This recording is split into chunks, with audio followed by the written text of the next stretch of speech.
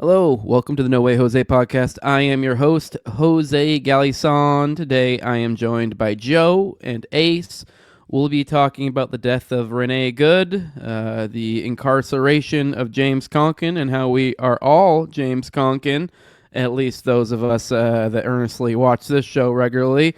You definitely are James Konkin. And maybe I think, kind of give cause for reflection on how things have turned out, and certain things I think would kind of leave it to perhaps when something's good in theory, it may actually be good in reality as well. So we'll discuss all that and more. Look forward to seeing you in the show. Be sure to hit that subscribe button and hit that bell for notifications so you can tell when I'm going live and I drop a new video. We'll see you in the show. No way, Jose. The following footage proves beyond any doubt that the tanks intentionally set the house on fire.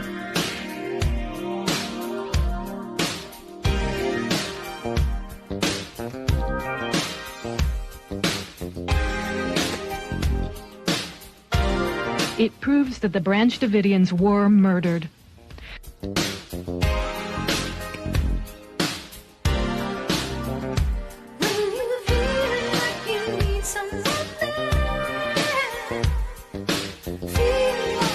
You can see that this tank has a gas jet on the front that shoots fire. You can also see the fire quite plainly.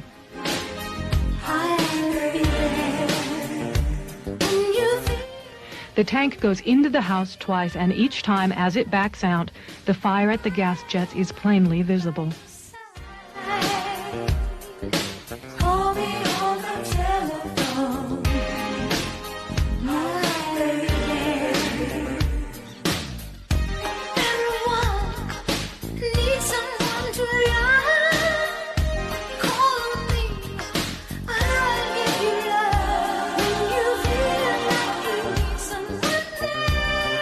We must all do more to recognize and look for the early warning signals that deeply troubled young people send. Hello, Ace, Joe. Welcome back to the show. Pleasure to have you guys back. Just recently we did a show covering kind of the aftermath of a debate and kind of what that means for the larger questions of theory and the libertarian movement. And here we are again in a very much similar situation. I find that to be ironic. Maybe we should make this a regular segment, call it something like the Theory Bros. Although I don't really... I feel like Theory Bros is this term that was kind of much like the Loser Brigade and just like over time lost its meaning. Because, I don't know, for those who do pay attention, I guess, to the Theory Bro political spectrum, I don't know. I'd say... I wasn't necessarily completely on par with what people think that. I'm not someone who's necessarily incredibly overly concerned with theory, but I'm a little bit concerned with theory, and I feel like that's all it really takes to have and a little bit of intellectual honesty, and it kind of leads you to getting this term these days. And that's what we're here for today, to kind of, squeeze some balls for some intellectual honesty. So pleasure to have you guys back.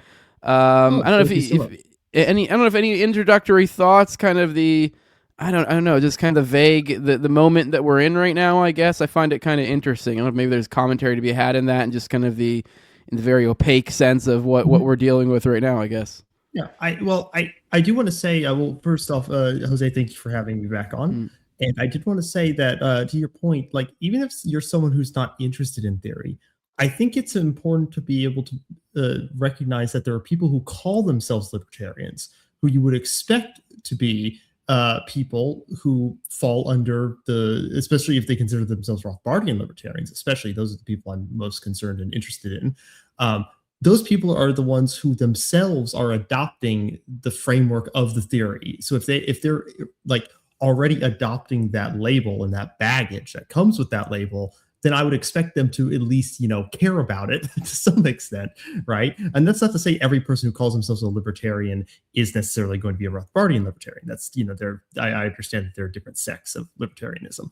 But my main concern is that there's a lot of people who call themselves libertarians and who will appeal to theory when it benefits them in some self-desired way, but then throw it out when it doesn't. And at that point, it's just like, why call yourself a libertarian? Why can't you just be something else and just say, I like these policies and I don't like these? That's my main concern. It's just that like people using the label and then just, diverging from it. Like I would be completely fine if people are just like, I don't really believe in that, but I'm also not going to call myself a libertarian. It's like, okay, fair enough. That's completely fine. Joe, any thoughts? Oh, sorry. Sorry, my bad. Yeah, sorry. First, thanks for having me again. And pretty much I echo everything Ace said, and I think this is the worst presidency of my lifetime. Like, yes. I thought Bush. Yeah. I grew up, during Bush and everything, and that was scary then. The Patriot Act was passed and everything, and like I literally watched the world like go into like this strange surveillance like police state. And not that it already didn't kind of have that in the first place, but it was so transformative. And now all the neocons and worse are getting everything that they want now. It's really disturbing. Yeah, but at least it's not as bad as if Kamala Harris got elected, right, guys? Right? No. we might have. We might have price controls. Oh, whoa. We might be in two wars right now still, or there might be two major wars flickering about: the Iraq and the not the Iraq, but the Gaza war, and then also the Iran. But hell, we Venezuela. Yeah, never mind. Yeah. I'm not even gonna try to do this. There's too many to think about. But yeah, no, I was just thinking about how literally like everyone was like when it first started. It was what? It was we had the Gaza genocide occurring, and then we also had the Ukraine-Russia thing, and like the basic arithmetic of the MAGA people was like, well, he's gonna totally get out of the Ukraine-Russia thing. Like, yeah, okay, whatever. The Gaza thing's kind of a wash, I guess, but hey, we're fucked either way. But hey, he's totally gonna leave the Russia-Ukraine thing. Meanwhile, it was like what? Just like I think a week ago, there were supposed drone attacks on fucking Putin's residence or some shit. Yeah. So also, that's where we are a year into the presidency, and all the other things. Yeah. Yeah. What a lot of people always ignore, and this happens in a lot of presidencies, it happened during Obama, and especially it's happened during Trump, is he's bombed the shit out of Somalia, and like no one seems to ever bring that up. The drone strikes there are insane. Like the amount of bombs that have been dropped in Somalia is like it was double the previous record. It was double the previous record, which was his record.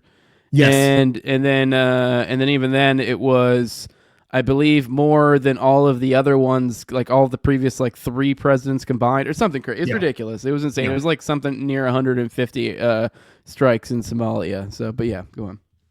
Hasn't it been like 16 to 20 years that we've been bombing Somalia too? Yes. Yeah.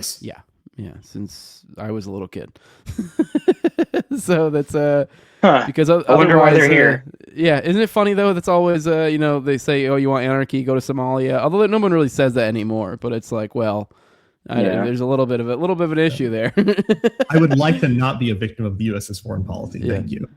Well, all right. I guess we should probably get into kind of the root of what wicked up this. Got this moment, kind of primed. I mean, this was something I think a lot of people kind of saw coming, but I think we've just kind of hit a boiling point where it's kind of like, how do we not have this recognition? I think maybe because a lot of this immigration push on. Really not even just from a libertarian, but even from the MAGA side, things very much was a populist push. And I think there's been a Rubicon that's been crossed that has caused this to kind of, I mean, if your whole reasoning is, well, the people want it, and then there's some sort of vague, oh, we could never get elected with yada, yada, yada, the people want it, some sort of populist impulse, well, then now that's completely relying on the impulse of the populace. And it looks like that sentiment has greatly changed due to a certain event, the death of Renee Good. And I guess to kind of set the stage, I think we should probably really take a moment to hone in on the government response. Now, I obviously don't have the full response here, but here's a little bit of questioning with Kristi Noem, who was one of the first people to kind of lead off the knee-jerk immediate assumption, you kind of like of what the hell happened in the most, I don't know, crazy, dishonest sort of way, I guess. essentially right off the bat calling her a domestic terrorist and characterizing a certain way. Let's watch this clip real quick.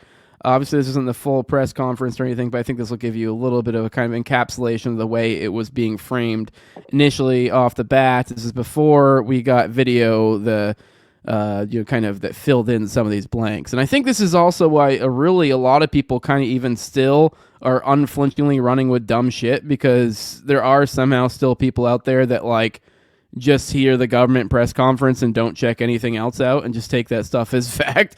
Those people still exist, but let's watch this real quick. Mm-hmm. Mm-hmm. Of course. Never mind. Now there's an ad. Let me get 1 second. Wait for that to pass. All right, there we go.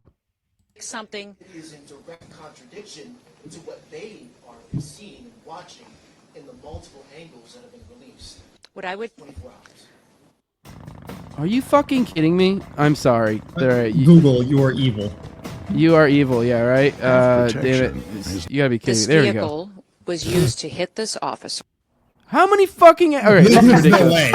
There's No way. This is the feds no fucking way. with me. I'm done. I'm not even going to try to do it. Whatever. Ace, do you remember all... You know offhand, probably. The federal government bought those ads on that video so that people would not watch it. I literally 100% watched believe this thing beforehand and cleared out the ad and had it primed and ready to go, because it usually does that initial ad. I've watched it like twice already. It didn't do that. It literally just kept ad after ad after ad. Whatever. Anyway, she initially characterized it as she was ramming the car, kind of the most hyperbolic. I mean, I would say a flagrant, flat-out lie. But I guess perhaps you could bend over backwards to say it's just incredibly hyperbolic. Any thoughts between the two of you and kind of the way it was initially presented to us by the government? Sorry, I don't have the video ready for you guys. But she called the victim, Renee Nicole Good, the victim. She called her a domestic terrorist, and before her body was even fully cold, just completely poisoning the well to the entire country about this woman's character and her actions. And what happened was, when you watch the video, it's immediately, right? Even if you think that he was hit, if you watch the video, it's very clear that she did not try to hit him, even if you are under the belief that she did. So it's just an incredibly, it's just like poisoning the well of an American citizen who was shot by an agent of the state in order to poison her reputation to more than half the country, probably. Or that was the attempt, at least, from the White House, from this administration. And even if you do somehow want to bend over backwards to somehow think that is the case, you would think at the very least the proper move would be for a government agency to, especially that early on, even with the video that we saw, especially when they're taking a borderline laughable position on it, that you would think you'd want to have something along the lines of, oh, we're going to be doing an investigation, yada, yada, yada. We're going to look into it. We're going to evaluate whether this was a good shot. If there's any, kind of the standard boilerplate, not this kind of, right off the jump, we're going to protect our people no matter what. This was perfect. Everything went well. A little concerning. Any thoughts about the initial government presentation of the facts, right off the jump? Because I find that to be very telling. And something that I feel like most people kind of in this story have forgotten, because it kind of got to such ridiculous territory so quick. They just like right off the bat, character assassination for their ends. They're behaving like an occupying army, and that is what they are. And they're just gonna lie until they can't, and they'll probably keep doing it. Mm-hmm. I have a little bit of a conspiracy theory about this, where, and again, I think from, if you're a libertarian or anarchist, I think this will come across as fairly reasonable. I think they're intentionally doing this in order to get someone to snap. I think that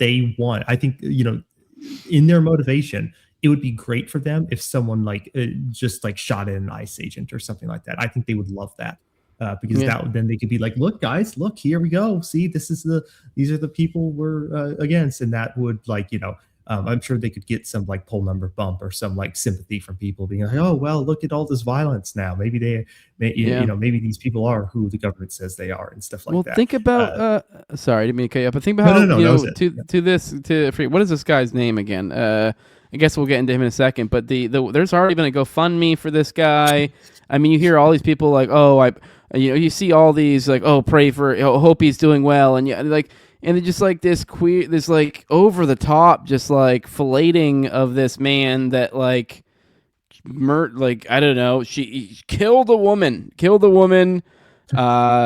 like, even if you were like, it wasn't heroic. It wasn't like, even if it was like oh my God, like it was it wasn't like, oh my God, you did some crazy. If anything, it was like at best you could, in the most bizarre of bending of the facts, you could say he was defending himself, but in the absolute most retarded way. So it's like, okay, I guess maybe she was trying to kill you, but it still makes no fucking sense to kill her.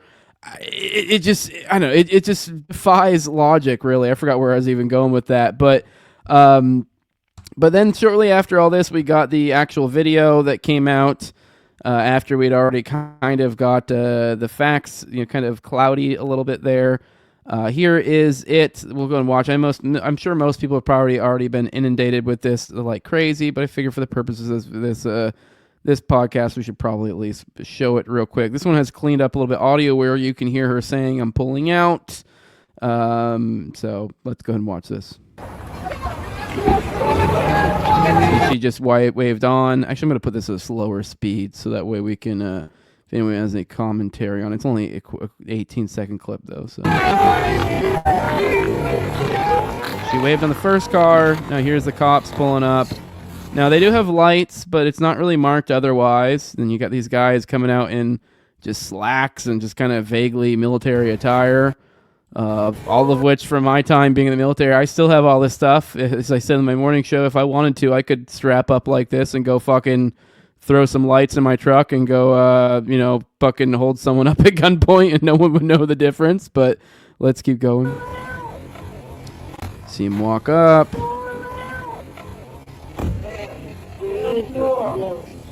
I do think it's significant that hand motion. I mean, I don't know if he was directing or motioning to her or not. You see this first guy walking up that's going to actually go talk to her in the window. I think he's going to want... No, actually, no. And let's see. No, that's the other one that comes in front. Yeah. So, but the guy behind him, he almost looks like he's motioning to kind of be like, get out of here or something. So it almost feels like these guys don't even know clearly what they were planning on doing when they came out here. Real quick, the guy who is actually even going to end up shooting, for those who are watching and tracking, is on the opposite side of this vehicle right now, which makes this even a little bit more confusing. So they kind of came up upon what was looking to be already another ICE guy who was there for some other reason, and so, yeah, they were talking outside the vehicle, and these guys rolled up. So, let's be real. To some extent, this seems like, obviously, even on their side, just a gross miscommunication. It seems like the two people in the truck together weren't even really seemingly aware of what the game plan was. One came in hot. The other one seemingly was trying to motion or something, seeming pretty calm. But, Ace, you had something you noticed? So according to the eyewitness testimony, before like all the other angles came out, someone said that the ICE agents had given her conflicting orders, and before the other videos came out, everything else the eyewitness said was correct from the video. So I believe that is like what that person said. There's reason to believe that eyewitness was telling the truth in that, because everything else they said around the situation turned out to be correct and revealed to be correct through the other video angles. Mm-hmm. And now we hear. See, now, sorry. Go ahead, Joe. It's also a well-known tactic that ICE will give people conflicting orders as a reason to, detain somebody. Yeah. What we see right now, we see we're at the point where I'm, by the way, we missed some of the audio since I have it played at like quarter speed, so you can't hear as well. The one guy walks up and says, "Get the fuck out of the car." As at the very moment as he's pulling it, I do think it's worthwhile noting, no one's saying you're under arrest, you're being detained, nothing, no legitimate orders, immediate grabbing of the door handle, get the fuck out of the car. And as I said before, these are guys just in attire that I could wear, which, let's be real, most reasonable people would see this and probably assume some sort of law enforcement, given the fact she is kind of, I guess, fairly enough kind of agitating law enforcement with the other ICE officer. So it's fair, these are likely other ICE officers. But either way, even despite that, this is someone jumping up on you. It seems like a completely... Even if you do want to gobble cop cum, you kind of have to be like, I feel like it's pretty reasonable to expect a cop not to, behave like this. It seems like not the correct way to enter into an interaction. You'd think you'd want clear orders. But either way, we have this guy pulling on the door, the other guy walking behind looking a little clueless. So let's keep going. He's still trying to pull. She's backing up. So we'll see another angle here in a second. So she's backing up. You see the other guy coming around. He's reaching in. Now the other guy's already pulled his gun up. Now as she starts to lurch forward. Let's watch where his feet are too. Bit. Watch where his legs are standing during the I also want to keep an eye on the tire, because a lot of people make much ado about the tire supposedly spinning out, which I don't even see that. But I figured, now that we're watching this slowly, I haven't really taken the time to look for the supposed spin out, because everyone says there's supposed... Everyone wants to say he's got hit. That the reason why she wasn't going so fast is she spun out, and that's why she didn't get the traction. She was trying to go faster. Let's go watch it. Backing up. Watch the tire. To be fair, I did see a little spin there, but I also think I don't really feel like they were trying to. Now I guess all right. I will say maybe that's what made him pucker his butthole up a little bit, because that's when he pulled his gun right there. But then she starts to cut it more. And you will be able to see better at a different angle here in a second, too. So it's kind of hard from this angle. But you can see it doesn't look like he hits him really at all. Yeah. No. So there's the first shot, too. You can see he's literally leaning over. I think we just saw it perfectly the first shot. He's leaning over the hood. Yeah, he leans over the hood to get the first shot, because the first shot goes through the windshield. Can you see my cursor right now? Yes. Yeah. Okay, so for those who can see the cursor, you see where I'm hovering. There's the window right there. That's the gun right there. Yeah. So, that's almost in her window. So he leans forward into the car, over the hood of the car to shoot the first shot. Now, I think I will replay this in a second at full speed, because I think even slow speed gives you the impression it's a lot faster than it is. So us going at this slow kind of, if anything, actually kind of helps the cop case a little bit, because I was like, oh, look at that tire. It kind of spun a little bit. But when you played at full speed, you're like, get the fuck out of here. But okay, boom, boom. And the last two were completely side window. You can tell perfectly. Let's show this at full speed, at least just the moving of the car. Actually, let me fix it real quick in a second. Let's play this at full speed so you guys get a better idea of the speed at which it was moving. No! Backing up, turning. Oh, a little bit of a jerk there. Okay. All right, now it wasn't moving that fast.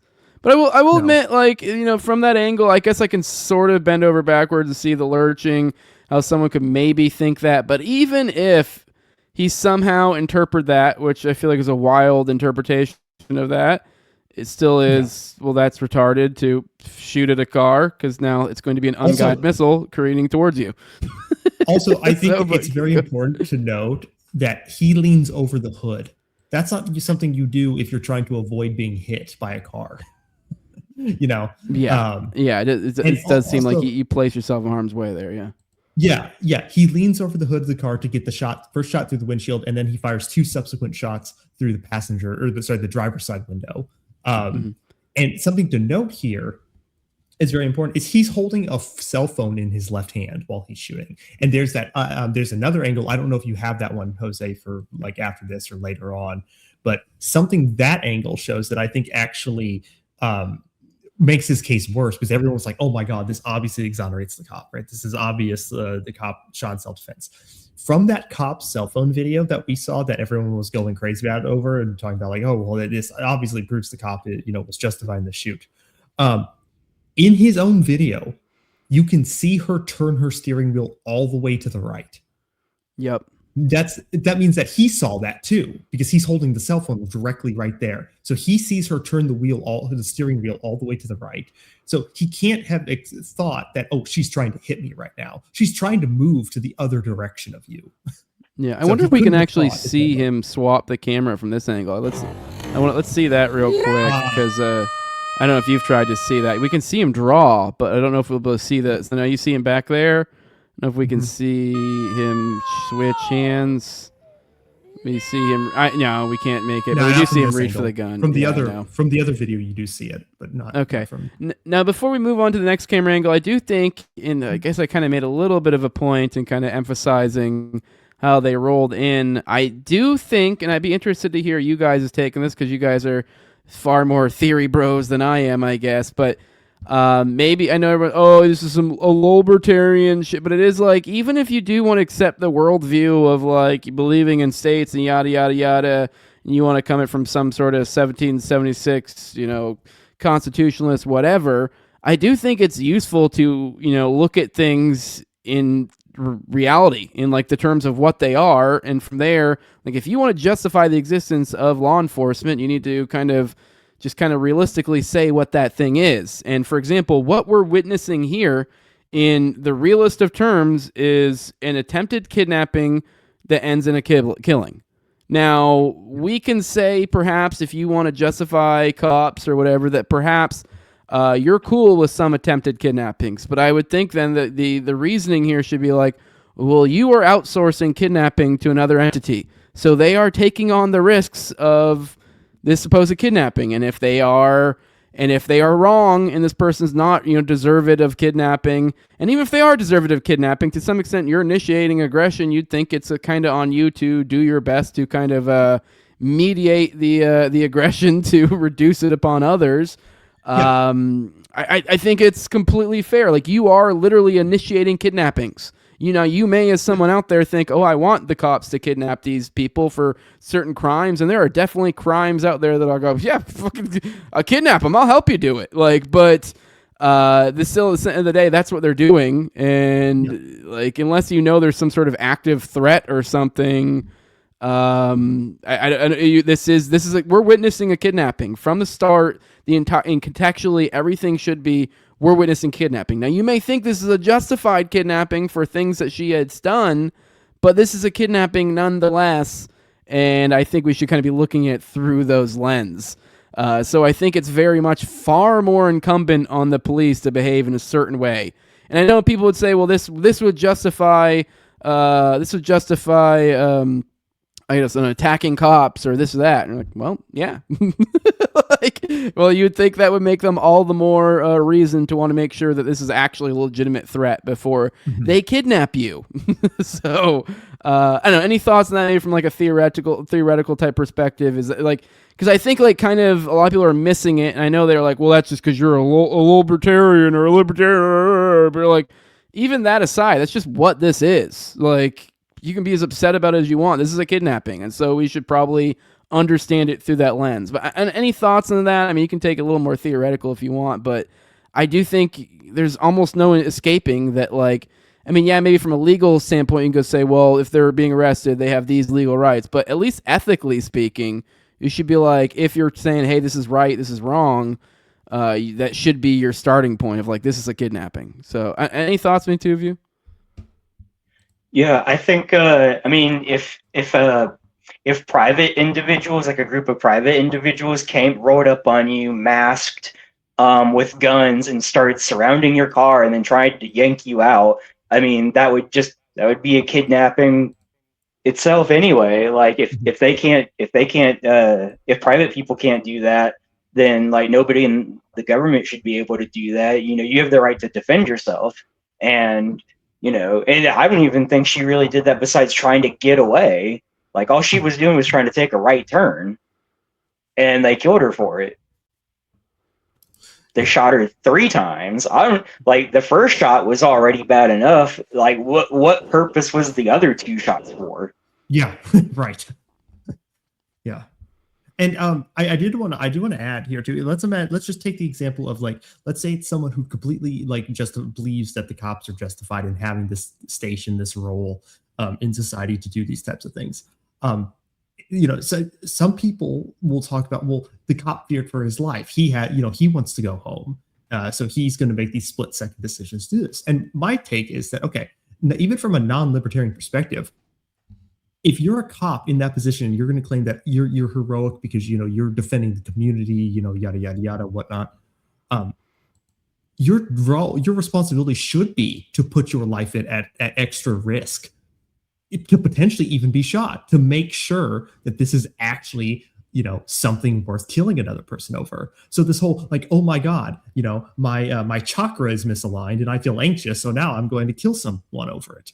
No, actually, that should not be a reasonable standard for someone who is, especially for someone who is in a role or a position that exalts themselves on being a protector of the community. It's no, you're not. You're acting like the most anxious individual ever, and just making a split-second decision. There are military people who are criticizing this ICE agent for exactly the same thing I just said. It's our rules of engagement. We would be locked up in a military prison if we did what this ICE agent did. So it's even from a non-libertarian perspective, this is very bad.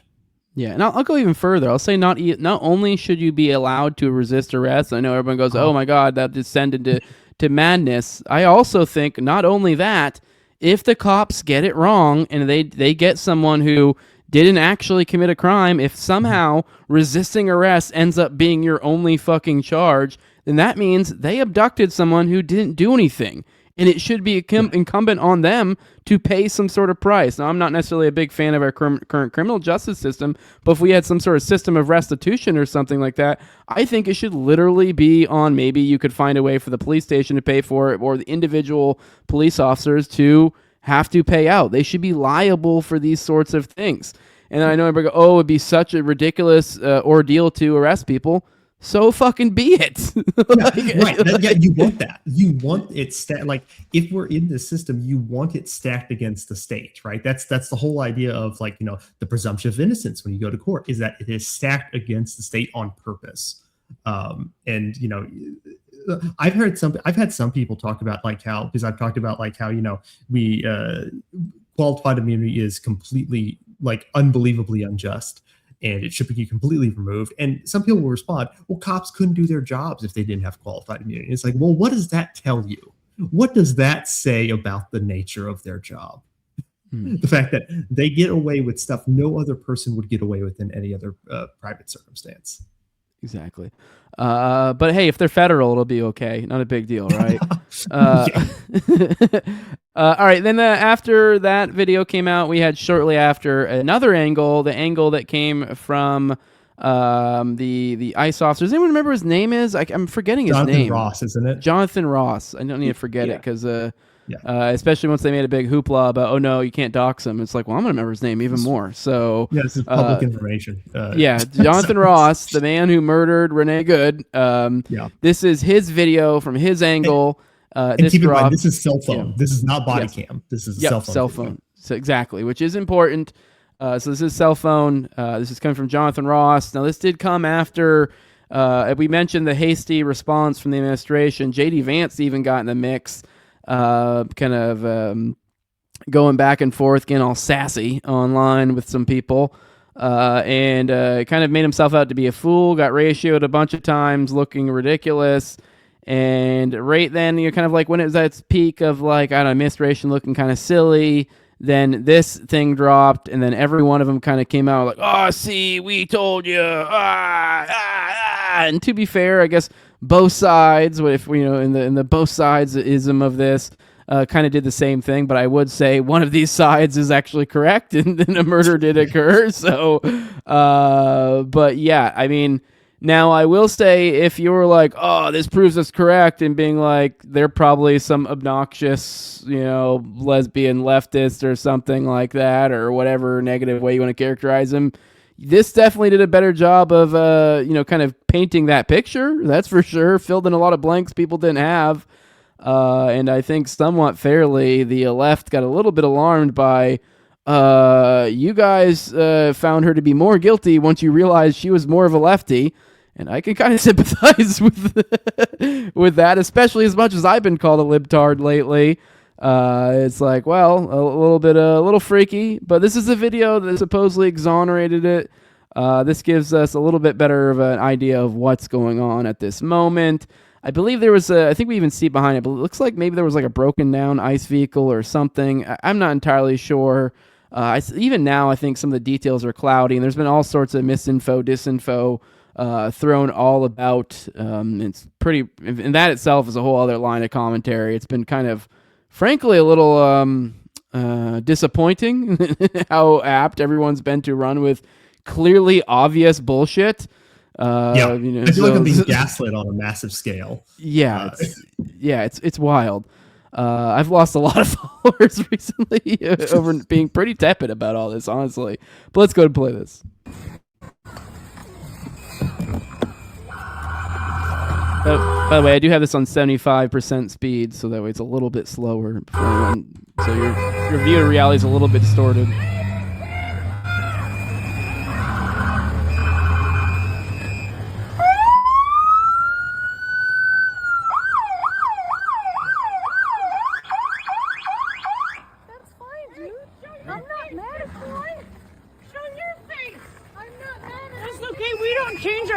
Every morning, just so you know. By the way, for those, here you go. Let's actually back up a little bit. Here is right here.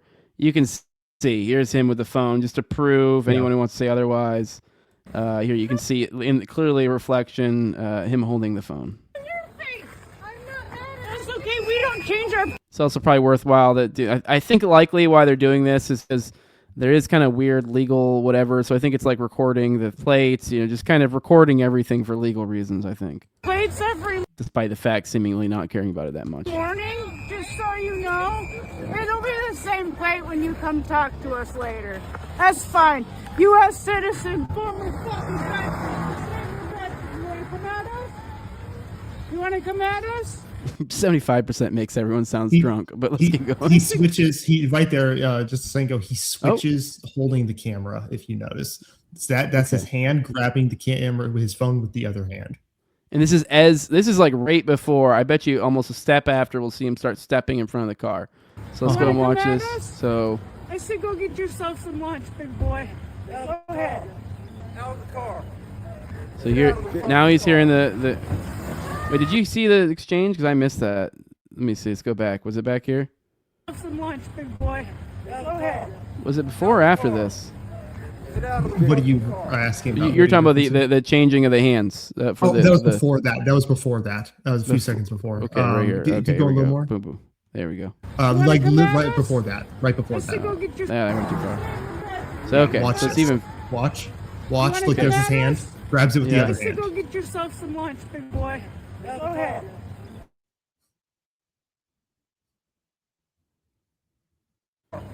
And that's important. This part's really important. It is weird. It looks like the wife's trying to get in the car with her. I guess the door is locked, and so they just kind of say "fuck it." Now we don't know exactly when the gun is drawn. I know she's the wife's about to say "drive, drive, drive." Now everyone goes, "Oh, that's like." Everyone's trying to retardedly characterize it. Not everyone, a certain side, I guess, try to characterize it as like, that's her command to go murder the cop. Honey, drive, drive, drive. Which I'm like, I didn't interpret it that way. I was a little confused why she would say that, but I actually feel like what might explain that is either her being like, oh shit, they're fucking with you, like, or get out of here, or oh, honey, just leave. Or something, or maybe even her seeing him putting his hand on his gun and getting a little bit kind of distressed herself. I'm not sure. So he gets ready to pull his gun right as she completes her motion of backing up. Like right after she comes to a stop from backing up, that's the part where the gun pulls out. And quite frankly, it's important to note the reason why I believe he switched hands was so that he could grab the gun. That's why he switches hands, because he was holding his gun is on his right side. He was initially holding the phone with his right hand. And now he is holding it with his left hand. And supposedly, at least in my mind, he would only really do that to be able to get ready to reach for the gun. All right, let's watch this a little bit. You see you're backing up. Oh, see, cutting right, hard right. Yeah. So you can see her on the steering wheel. Like, rewind it a second and look at her hand on the steering wheel. He obviously saw that. Yeah, looking right at it, holding his hand right at her. Then boom. Now that was when it spun too. Like, So you saw that little spin? That was after she turned the wheel, because everyone points that stupid fucking spin. You can tell the car jerked a little bit. Yeah, and that was after she turned her wheels right. It may not have been as evident from the other angle, but it's super obvious looking from straight ahead where he was at. Yes. So yes. And remember, he's holding this with his left hand, so it's off center. The camera is off center from his body because he's holding it from his left hand. So yes, he's actually further to the right. Yeah. Yes. And then a lot of people use that as like, oh my god, But keep in mind, it's not a body cam, which is why we made that point earlier. This bump right here is, I guess, maybe him bumping tiny bit. No, I think I have something to say about this. So, one, if he was actually hit, right, he would have likely dropped the phone, especially if he was hit to the extent that his life would be in danger. He would have dropped the phone. He never drops the phone. He's holding it the whole time, and you can watch that. Can you play that video you just had up? Can you play that from 40 seconds onward? I want people to listen to how many thuds you hear. Okay, starting at 40 seconds, count the thuds. That's it. There was 3. That's 3. And then maybe one of them was a simultaneous 2 at once, like almost like a flam for those who ever done drums. Like did it, but that may have been like the moving. That could have been the moving of the phone, any sort of little thing. But go on. So people are trying to say that the first thud is him being hit, and then the subsequent ones with gunshots. But that can't be the case because he shot 3 times. So if that what they're claiming is the first thud is just him being hit, then the third shot is completely missing somewhere. So that first thud has to be the gunshot. Yeah. On the audio. And now I don't have a picture of the car, but you can clearly see after the fact there is a 1 bullet hole in the front window. Now keep in mind when we watched that video, the driver's side window was open, so you can kind of fairly deduce if you see one perfectly clear, shot through the front window, likely the other 2 went through the side window. And we can very clearly tell from the video we watched earlier that it was those. It literally looked like he had his gun like in her side window almost. So, yes. And by the way, apparently he ended up suffering internal bleeding to the torso, according to 2 U.S. officials briefed on his medical condition. According to 2 U.S. officials, I will say that's doing a lot of work on its own, and that even if we do buy all that. The internal bleeding is like, okay, I'm gonna need a very, very, very clear what the fuck does this mean, because I don't buy any of that. But here is a video of him shortly after the ordeal, just kind of walking off. Shame! He's a tough guy, Shame! I guess. Shame! Shame! Shame! Shame! All right, it's hard not to laugh. The fucking shame. He doesn't seem to be walking with a limp. He doesn't seem to be walking with a limp. He's walking upright. Yeah. I mean, someone could say that it's like, sometimes deer, after they get hit with the car, they walk off fine, and then they're like bleeding internally really bad. But humans generally, if they get hit like that, usually there's some visible outward signs that has happened. They'll be either limping or crouching a little bit, like bent forward a little bit, something like that. No signs of that from the video whatsoever. Yeah. So what do we think, guys? Murder or what? Oh, Jesus Christ. Breaking news. Federal agent shoots immigrant in Minneapolis Homeland Security says. It just popped up on my phone. That's great. Okay. Great. That's wonderful. But yeah. So what do you guys think? I guess kind of in conclusion, obviously we're going to kind of take this into other spots, but just like kind of in the Renee Good thing specifically, I mean, is there any meaningful... I mean, to me... Like, I know, really I try to bend over backwards to try to be like, how would they really, if you are the only way you can see this is not being a murder, in my opinion. And I get it. Oh, you're a libertarian, but it's like, this is like, don't tread on me 101 shit. This isn't even like advanced anarchism. This is like, look at the situation. If you took away badges, what would be the situation? As Joe said earlier, if you take away badges, if me, actually, there's 3 people. If me, Ace, and Joe, if we fucking jump some bitch in a vehicle and we walked up on her, and I stepped in front of her, and one of us tried to fucking open her door and pull her out of it, and then she lurched towards us, and I fucking blew her away. In what world are we thinking I'm not going to be sitting in a jail cell waiting for my court date? Right.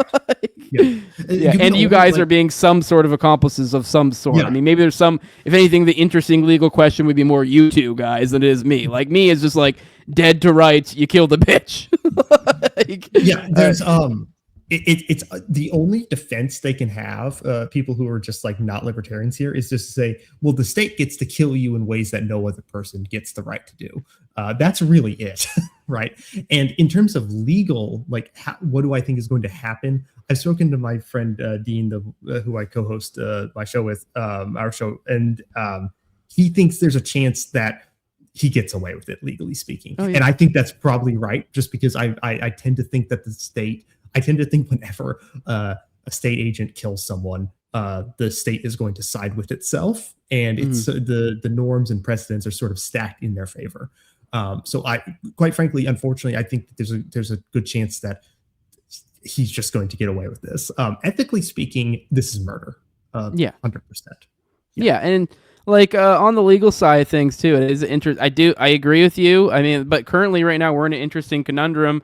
I mean, this is all kind of at a weird boiling point. I believe it was something like 4, 5, 6 people just resigned over at the DOJ, high levels, like like the tippy top, like it was like their chief, their deputy chief, their like all the official titles. It sounds like major people resigned due to the fact that they were not going to continue to look into the probe. So they were like, "Fuck that, I'm out." And not only that, there was a whistleblower that dropped something like, what was it, like 50,000 or 5,000 identities, or I forget, thousands of names of these individuals that are roving our streets. And I don't know, that is interesting, but it is like, nothing may come of this. I mean, at the end of the day, though, the state does have a prerogative to do something, so we could end up with an interesting states' right issue, and bizarrely with all the MAGA chuds completely flipped around and now being on the side of the federal government.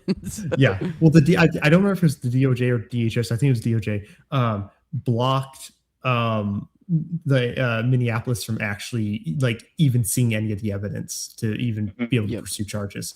So they completely stopped them from doing this. This is obviously, in my opinion, like a cover up. They're trying to push their narrative, and they don't want to. If they don't want to release any evidence, that usually indicates that there's something that makes them look bad in it, right? So I think for sure this is just them covering their ass, especially when you see them talking about, oh my God, she was a domestic terrorist and whatnot and everything like this. This is just like poisoning the well, character assassination from this jump. I mean, as I said, something could happen. Like the state could, like Minneapolis or Minnesota could end up doing something. But I will say, at least the federal side of things, all things are them signaling to their people they will fucking crawl through glass to protect them.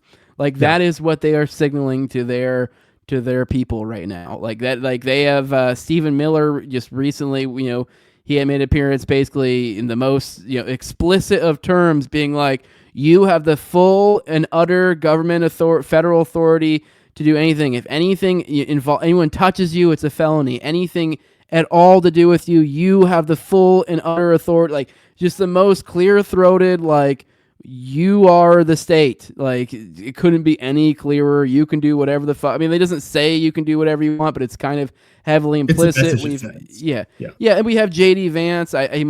He said absolute immunity multiple times. I mean, there's been many people quick to point out, hey, that's not even a thing. But I mean, you're kind of in a certain sense, it is. When you're talking about the federal government doing what it wants, it's kind of a little bit further than just qualified immunity. It's kind of like, we have absolute immunity. What are you going to do about it, bitch? Which is kind of what our foreign policy looks like right now. So is it really that crazy? Our domestic policy is following suit.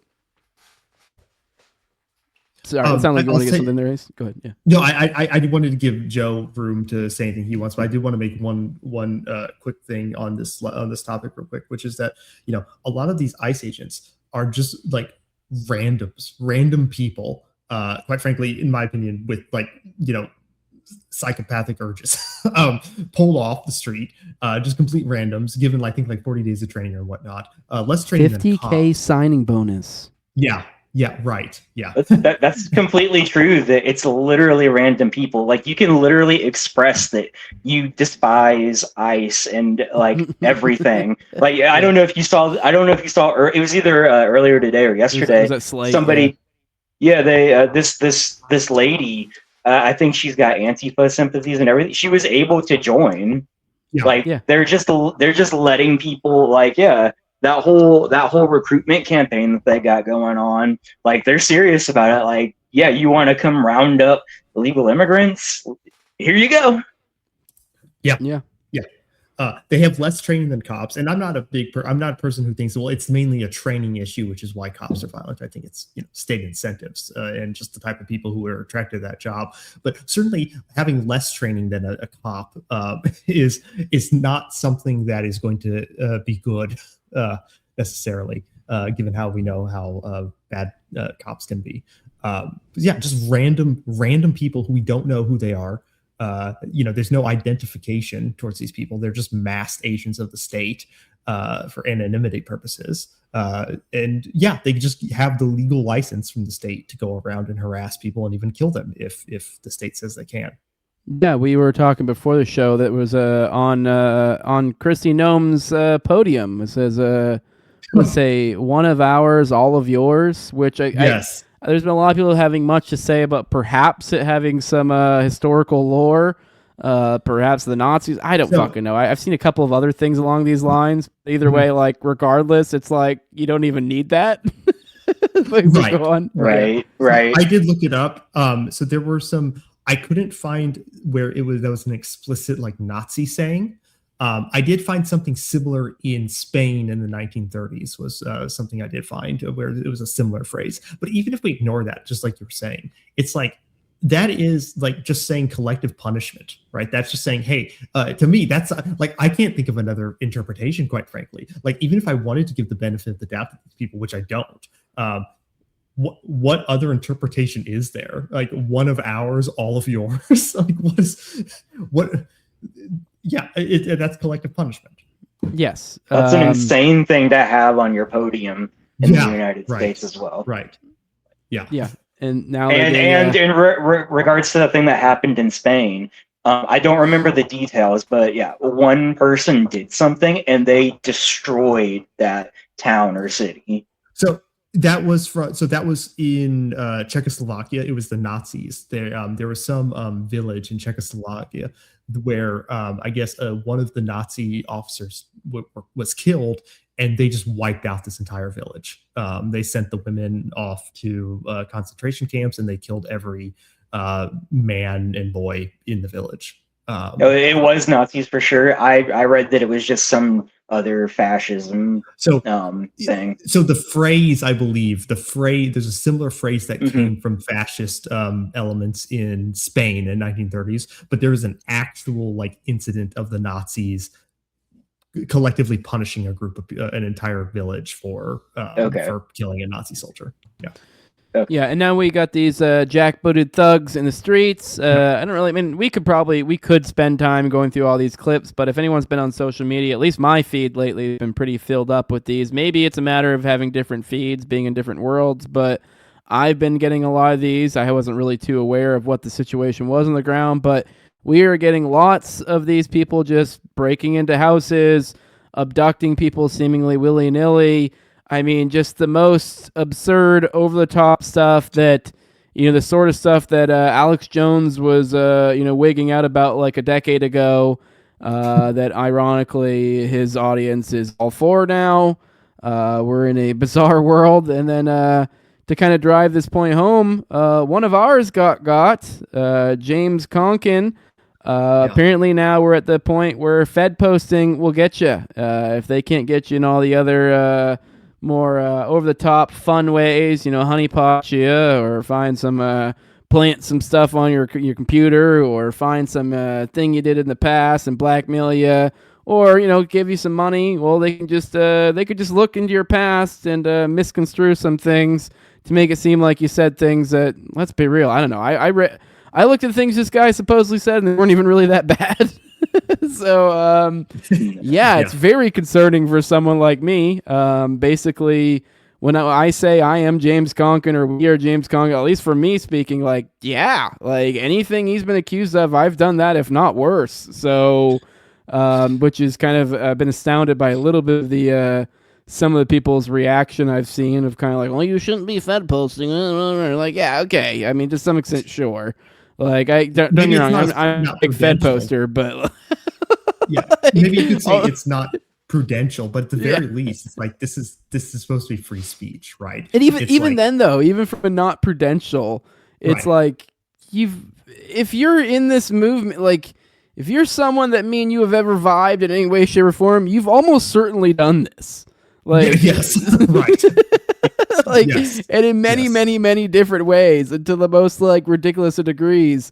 But I don't know. I guess I can't really assume our audience knows what I'm talking about here. But one of ours got. And it was ICE. So ICE actually arrested one of ours. I say one of ours. Me and him weren't mutuals or anything. I don't want to make sure I wasn't like falsely representing it. James _Konkin. I don't really remember anything about him. But he. Anyways, Ace, I guess I'll let you take it over. I mean, you know, this is one of your buddies. You can probably present this a little bit better than I can. What exactly happened to him? But it looks like he, unironically, like as I said, he got for Fed posting. Yeah. And Joe, if you want to jump in at any point, just interrupt me. It's totally cool. I don't want to Sure. So I am mutuals with James. I've interacted with him a good bit. I haven't interacted with him maybe the most of like all the people he's mutuals with, but I always like enjoyed his posts, and I think I think politically, really, me and him are actually like really close in terms of like our beliefs. And it's when I first heard this, I was really shocked. I was actually taken aback because I looked at his account and I'm like, yeah, he hasn't tweeted since November of last year, and that's really when around the time right when he got arrested. And it was like completely shocking to me and enraging, really, especially when I read like what it was over. And like some people are trying to like paint this as, because in one of the things he talked about like buying someone a beer, and people are, and I think the state is trying to say that this is like, what do they call it? Some kind of bribe. Yeah, like a bribe or a commission for like a, if you do this, I'll give you this in payment, as if it's like a plan. Yeah, as if he's putting out a legitimate hit, like, but if one each ICE agent, one each beer. Yeah, right. Yeah. And for one, like, and I think this was brought up in his by his defense attorneys, but it was just like, that's just like how people talk on the internet now. For one, that's just like, that is fairly common speech nowadays on the internet, and given how radicalized people have become just like from this administration, a lot of people have done the same thing. So it does seem, for one, like cherry picking, and two, if you see that quote in full context, which the article actually doesn't, I don't think include. No, it doesn't. I wanted to ask you. I think I heard your coverage of it, and it sounded like you guys had more context. I don't know if maybe some people unearthed some of these tweets. So I'm trying to give me a second. I'm trying to find it because I know. For example, I know one that you mentioned. Let me see if I can find it in this original Forbes one. There was let me see. This one right here. I remember hearing you guys' take on it, and the way that it's framed here is so disrespectful. Or not disrespectful, disingenuous, but like, and even then though, if you just apply the slightest bit of critical thinking and read this skeptically, you can kind of already see it before even really knowing. So you see here, the suspect was also seen in a private chat with another user who wrote that, okay, in quotes, the only thing that will solve this is Trump being dead. Now, ... Now, you need a little bit of, I guess, literacy when it comes to these sort of things and how journalism works. When you have that ... that could mean that ... is somehow in the quote, actually. But more times than not, that means it actually means there's a gap between these two things. So there's something they're cutting out for whatever reason. So you have the only thing that will solve this is Trump being dead, ... So we're missing context. And then we get only thing I can do is like plot a manifesto, ... So we have another break, and then we get fuckhead Vance, which even the last bit right there kind of gives it away a little bit. In that, like, that's kind of do it. Like, yeah, why you can't do this. Yeah, this is why you can't. But even then, they're going to pains to break this up to make it seem like something it's not. You can jog my memory. I believe this was either a self-contained message from some other person that they themselves, like within their own message, or basically like, oh, political violence would be great, but that actually wouldn't work because yada, yada, yada. Or it might even be, if I recall correctly, even more so than that. And our boy Konkin here actually is the guy who goes, whoa, let me tell you, like, that actually won't work because yada, yada, yada.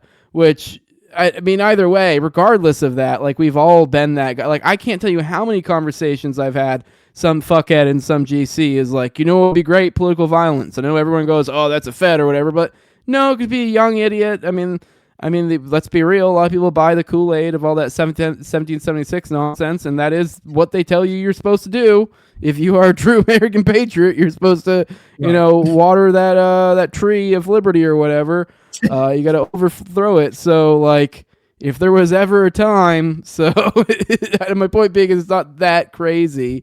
But we've all been that guy, and if anything, it's actually like even more so that, like, I've been that guy, but then been the guy who's like, oh, no, that wouldn't make sense. Because I think there are plenty of occasions in which political violence can be morally correct. I'd say the vast majority of situations, they are not prudential. I mean, I don't know how someone can consider themselves a patriotic American and not believe that, right? The country itself was really founded on that. Yeah. But that's, it is kind of bizarre, which is like, so... Like, we can't even have these sorts of conversations. Like, I get it. Now, if you're talking about, like, meaningful details on, like, a plot to kill the president, okay, sure. We're in a different place. This is shit. Yeah, this is like shit posting with friends. Like, in this is what this reads like to me. Like, it's like the biggest nothing burger ever. Yeah. And knowing our circle is like, we can almost guarantee that that's what was happening. Yeah, yes. I mean, from what I'm seeing here, there's no reason whatsoever that ICE couldn't just roll up to my house and take me for right now. Like, right. Like, I'm surprised that didn't happen when I was 18. They could find worse. They could find worse shit for me than what I've seen in this. I've seen in this article. I'm trying to think of any other examples. I've probably been on a list since I was 15. I mean, but I was going to say that actually, because like I'm mutuals with him. I have interacted with him. They seized his phone. I seized his phone. They went through all of his chats. And by the way, the tweets that some of these were private DMs, I believe, and some of these were tweets that he posted. But these were long deleted. I think before, like, they'd been deleted for like 2 months, and Twitter just gave them over to ICE. They're like, oh yeah, so Twitter is holding like deleted tweets for at least 2 months, probably longer, quite frankly, and just handing them over. But I there's always been this sort of like, running like meme, but it's not been a meme because it's always been like, of course, I believe it's true that there are feds lurking in like libertarian spaces. I do believe that, but I think it's even more true now than ever, or at least more provably true now that a lot of us are probably on lists somewhere, most assuredly, on some government board. Yeah, no, I was getting, I mean, I don't know, I get schizophrenic being in this world. I was getting death threats the other day as I was going hard. Like, it was literally the moment, like, someone tagged the FBI, and then within 10 minutes, I was getting death threats. And it was the most fucking people that do that. It was the most bizarre thing. Like, no, I mean, like, I literally was getting emails. And the most bizarre thing, I actually posted about it online. I mean, whatever, maybe I'm just connecting dots, so it should be connected, but I posted something kind of about the Renee Good thing. I got a lot of people worked up and like all upset. And then someone tagged the FBI for being like, saying I doxed the guy or something. And then I shit you not, within 15 minutes, I had a email that was a death threat, which, okay, to be fair, you could probably say it was a death wish, but it was one of those ones that blurred the line so much. It was like very much the kind of the mafiosa kind of thingy.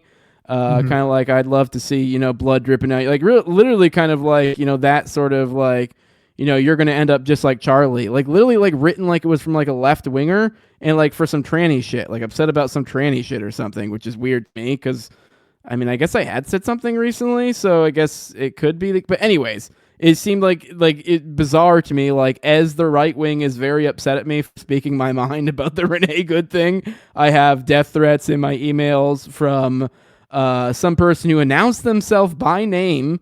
Their Gmail was their name, and the name was in there somewhere else as well, which made it even more like I don't think that's your name. It was from a left-wing perspective and literally referenced Charlie Kirk like twice. It was kind of like, I'd love to see you, your neck bleeding or something like that, and then ends with you're going to end up just like Charlie or whatever. And so, I mean, not that I'm like scared or anything, but it's like feds among us. You're like, this is. These are the sort of, and then on like you can get, you get lost when you start getting this influencer game, and that is weirdly where the energy is at these days with this new media landscape. It's only getting worse. The way that I don't know, certain characters are moving behind the scenes over there. But anyways, I'm getting a little lost in sauce. This is where I'll get all to the side to another topic, talking about like Peter Thiel fucking giving people Thiel bucks behind the scenes and shit like that. Yeah. All right. So I'm trying to think anything on this. I mean, I guess I know I already said it, but I do want to real quick emphasize one more because it is.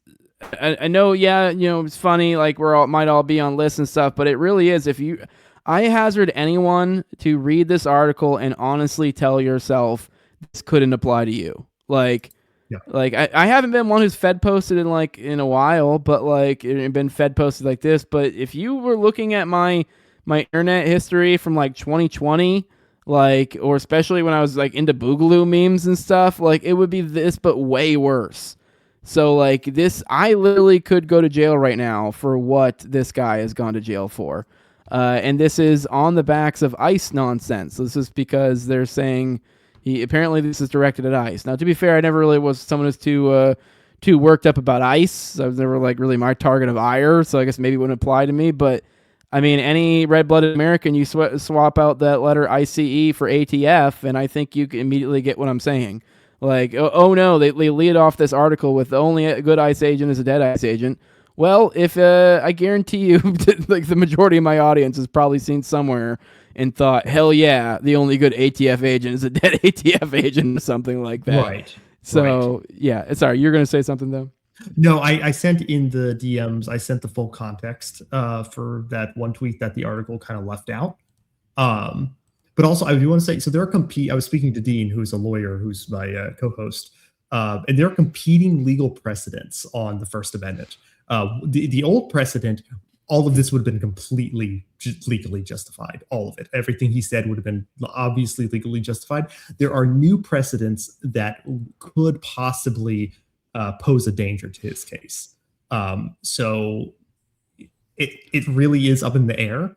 I hope and I think that I don't know, because we all saw what they did to Ross Ulbricht, so I really hope that the old First Amendment precedent wins out and that this just turns out to be nothing and he's released and he's free to go and, come back to social media and all that. But, I don't know. There are competing legal precedents that have different interpretations of the First Amendment going on right now.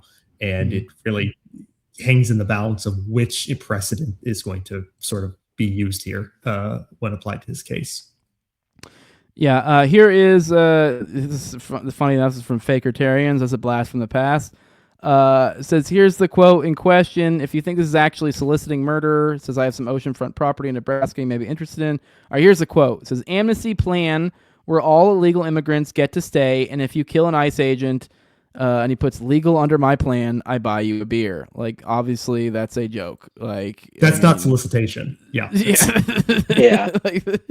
It's like literally theorizing a hypothetical funny world. And it's like, in my world, I have my amnesty plan where you're all going to stay. And if you kill an ICE agent, I get you a beer. So, I mean, that's a joke. I mean, I don't know. I mean, I made a joke about making a regular festival where we all rape each other, and like there's so many worse things that we've all said this isn't that bad at all. But yeah, I mean, that's probably the worst thing in that post. I mean, let's be real, it was kind of ridiculous on its face. I mean, who really ever thought that there's no way anyone genuinely thought that he was going to buy someone a beer to murder someone. It's obviously some sort of joke, turn of phrase. But I guess that kind of brings us to, I didn't realize I didn't even have this up, but not that it matters. No one needs to see this. But I guess that kind of brings us to kind of reflecting on all of this. Now, I guess to kind of start this all off, I've never really been someone who was ever all like a big on the border question. In libertarian theory, border, I mean, I consider myself a libertarian. I mean, we could get super into the weeds of what we are or this or that, or, are you deontologist? But generally speaking, libertarian, I've generally kind of, we had this conversation last time. I guess I technically am not a deontologist. I technically don't look at the NAP as a principle, but generally, other than insane circumstances, which even then, most of the people who would laugh about libertarians would be like, they'd actually probably consider me one in the degree to which I'd go with it. But I technically see as more of like a preference in a certain extreme sense. But generally speaking, I think that should be the normative behavior, is the non-aggression principle. So this is, now I believe this is a, conducive way to live one's life. Then, kind of if it's something that's encouraged amongst everybody, this leads to a flourishing society.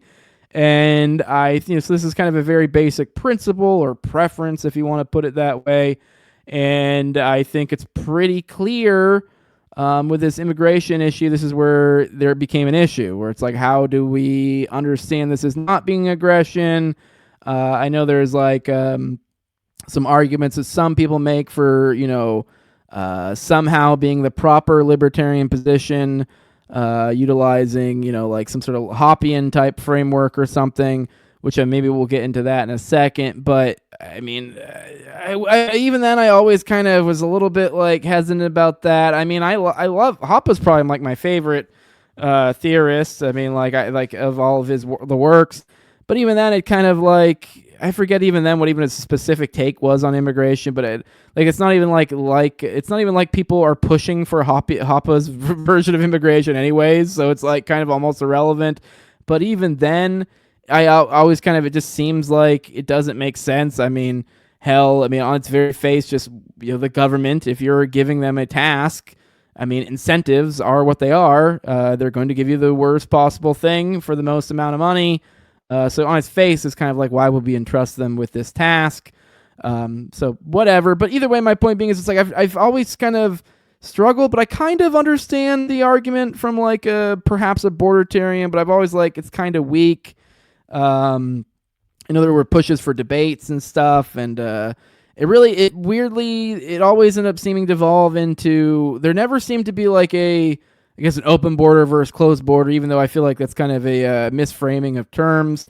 It was always almost I'm for 5% immigration and I'm for 7% immigration. That seemed to be the debates we get. And it always seemed to me from the outside looking in, someone who's kind of agnostic to this topic, that a lot of the legwork was being done for the bordertarians with the populism angle, and kind of there's no way we could get voted in with this, and then yada yada yada. It's also sort of the libertarian thing. You're is it really though? And it just kind of gets smuggled in there somehow, because it's just that it would be ridiculous if this wasn't the case, is almost seemingly the implication.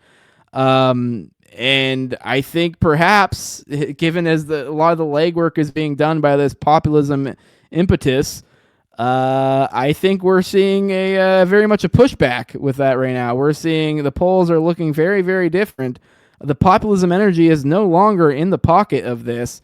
And so I think at the very least, perhaps people should take a step back, relook at this stuff, and go, oh shit, especially if you were somewhat, maybe, I don't think anyone would ever actually explicitly say that was the case.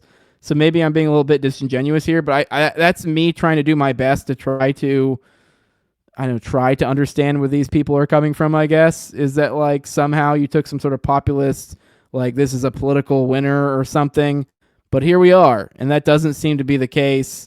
So I really do feel like there needs to be some reflection done.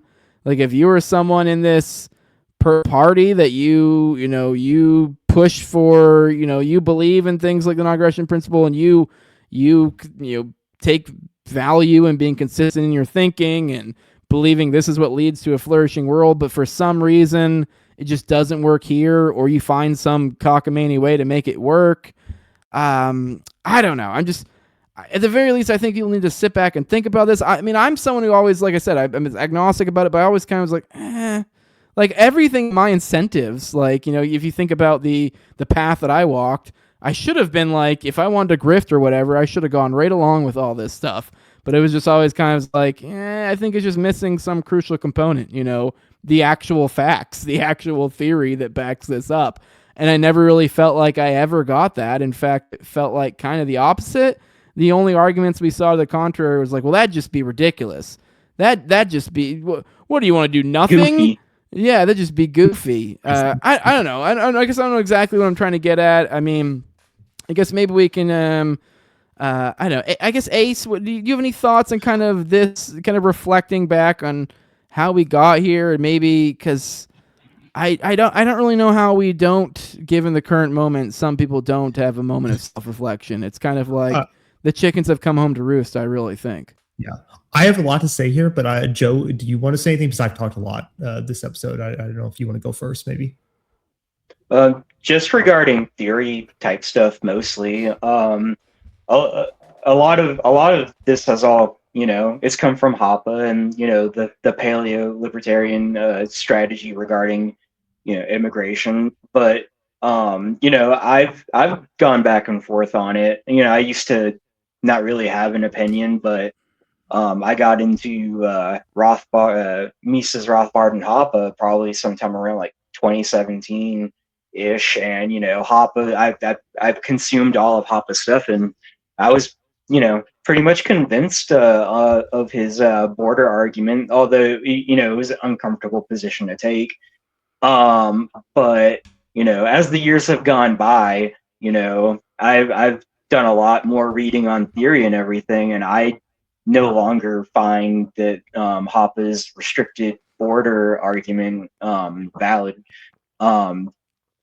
There's this like idea that like all the money expropriated from taxpayers somehow like metaphysically transfers ownership into resources that the state appropriates or uses that sort of money to pay somebody else to make something for them. But that's not how ownership works in libertarian theory, and Hoppe's own works as well. He says he emphasizes multiple times as well that ownership can only be when specific actors appropriate a scarce resource and make it intersubjectively ascertainable, or everybody can tell, like, oh yeah, that's not some natural resource. Somebody is using that for some purpose, or trade or gift. Those are the only possible ways that you can have a right to the exclusive control of a scarce resource. And so that's the main reason that I no longer agree with any kind of like, oh yeah, the taxpayers actually own the property, because then that brings up another problem of subjective value.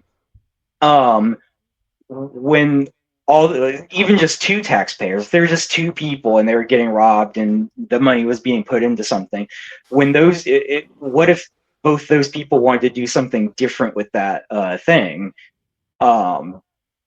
If they apparently both have a claim to it, then they're going to come into conflict. And the whole purpose of rights is conflict avoidance. So it couldn't possibly be the case that the taxpayers own the public property. It must be unowned. That's the only conflict avoiding way to deal with it. And on top of that, because of that, you can't have politicians, acting as caretakers for the public property for the taxpayer, because they don't know what the taxpayers want want to use that resource for. So it's just going to be used for what the state wants, and they'll just whatever gives the state more power is what they'll accept as the reason for using that resource for. Yeah. So yeah, I don't see it anymore. Mm. I mean, real quick, at its basic elements, though, I just feel like it really. I know everyone wants to come up with these cockamamie, complicated, or kind of over the top, like a Hoppian type or whatever to explain, to justify it. But at its base, like kind of as we saw these things I've been saying, like, okay, cool. Let's say you think somehow deportations or mass, kick or whatever the fuck is somehow going to help. Now, given the incentives in place of the state, how it's going to work. If you elect a person and you give this resounding mandate to have certain X thing happen, how is this going to play out? To what degree are you actually able to establish your will onto what actually gets done? And this is kind of like one of the major flaws in politics, generally speaking. So you, as some rightoid, think you're going to put pressure on the state and get your desired action. Now, what is the reality? What is the real situation that's going to happen? And I think kind of what we're seeing now, jackbooted thugs, because I think most people would even say, like, oh, I don't want them doing this, doing that, like they should just be, deporting. And I mean, some people are like, hell yeah, this is what I wanted. But I mean, between that and then all the other things, like we have like the visas getting revoked for saying things about Israel or protesting in college.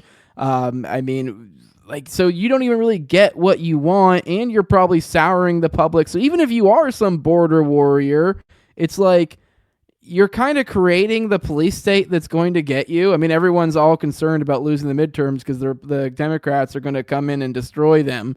Meanwhile, they're like perfectly creating the little police state that's going to, perfectly do whatever they need to do with them. So it just is on its face just so retarded in so many fucking levels. And it's just one of those things where, like, I don't really understand how we ever were cowed into this is the intelligent position. And I don't know. It always kind of struck to me. This is why I'm not a voter. I'm not really, it's kind of stupid to me even to be like, oh, I'm going to get this guy to do something. Okay. Like, how's that going to work out? Yeah. So, like, even to our discussion on, like, Kamala, Trump, this or that, like, when I joke and be like, oh, like, I actually do think we'd probably be about the same, if not a little bit better, with Kamala in office. I agree. Now, does that mean that I actually like their like, if I was to put their policies or, what their perceived policies were or going to be at the time, I actually think I would probably say Trump probably, ambiguously, vaguely, sort of more aligns with my thinking on things, generally speaking.